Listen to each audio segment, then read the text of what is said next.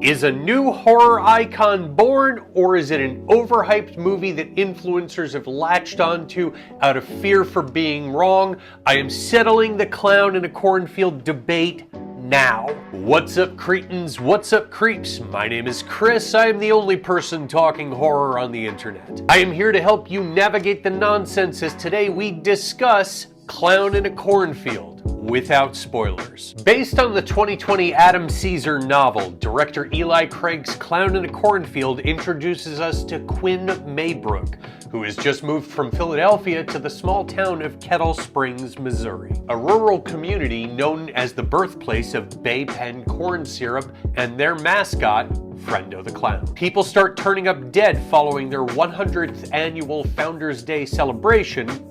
There's your movie. So let's start with the premise here. While the story of group of attractive teens party, get stalked, and progressively offed is both relatively simple and fairly trite, there is something that feels both fresh and familiar with Clown in a Cornfield. Part of that comes with the reveal and the resolution, which I will not spoil, but more of it comes from the isolation of the situation. While so many horror movies aspire to be Anytown, USA, so that anybody can project themselves onto it, this movie creates a sort of free world claustrophobia where the characters can roam about, but at the same time there's only so many places that they can go and only so many things that they can do, and when they do, everybody's gonna know about it. Part of it also comes from following the perspective of our lead, Quinn Maybrook. Being the new girl in town, she wouldn't have the knowledge of these things. So let's talk about Quinn.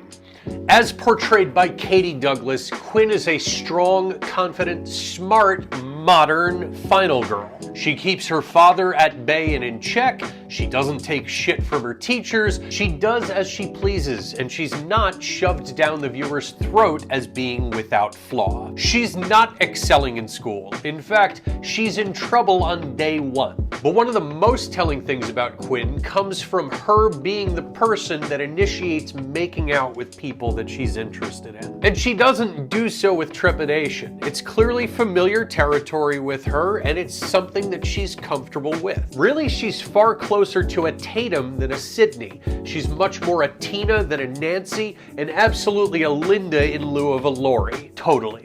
And I think that character trope has been long overdue in taking the lead. Now, on the converse, remaining objective, did I take issue with her being ingratiated into an established friend group and becoming their unofficial leader entirely too quickly? Yes. I think that needed a bit more room to breathe, a tad more finesse to feel wholly authentic.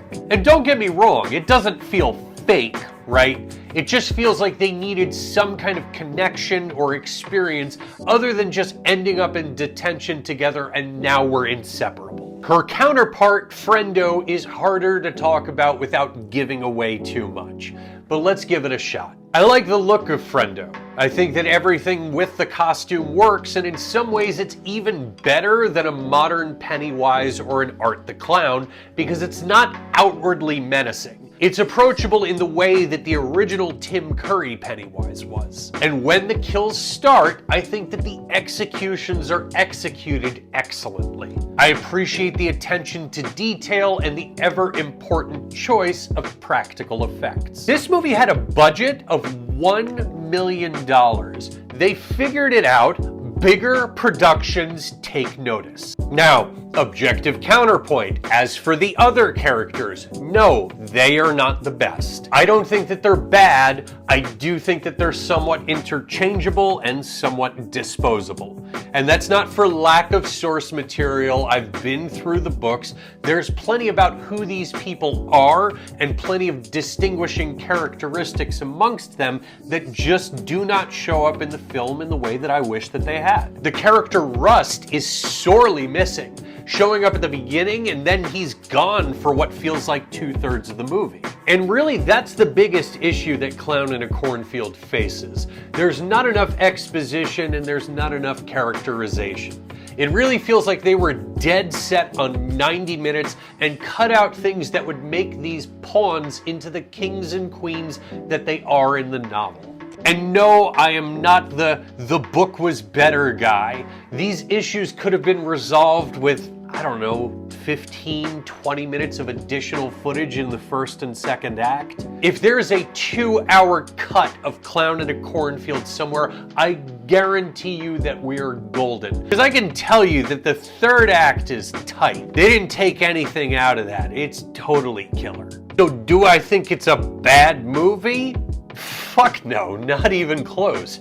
I've seen everything horror theatrically released so far this year, except Sinners. I know. I'll watch it this week. And I had a better time with Clown in a Cornfield than any other horror movie that I saw. Movies like Hard Eyes, The Monkey, Hell of a Summer, Shit Ass Until Dawn, which categorically would sit alongside Clown in a Cornfield, are all less, in some cases, significantly less enjoyable than this was. Is it scary? Not really. Does it have to be?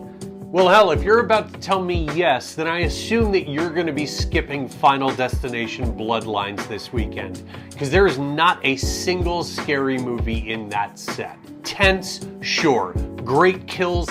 Absolutely. Scary? Nope, never was. Also, toss out all of your Scream shit while you're at it. I know you canceled cable a while ago, but let me clue you in. The Scream movies play on freeform between Hocus Pocus and Paranorman. A friend of mine has a kid that at 13 years of age was shown the original Scream in his middle school media class unedited. The only thing that they skipped past was the almost sex scene. And no, they did not require permission slips. If you take issue with it being based on a young adult novel, so was I Know What You Did Last Summer, so was the Fear Street series. So I hope you're not intending on seeing the sequels to those. Goosebumps, Scary Stories to Tell in the Dark, Tales from the Crypt. The target audience for all of those properties was children.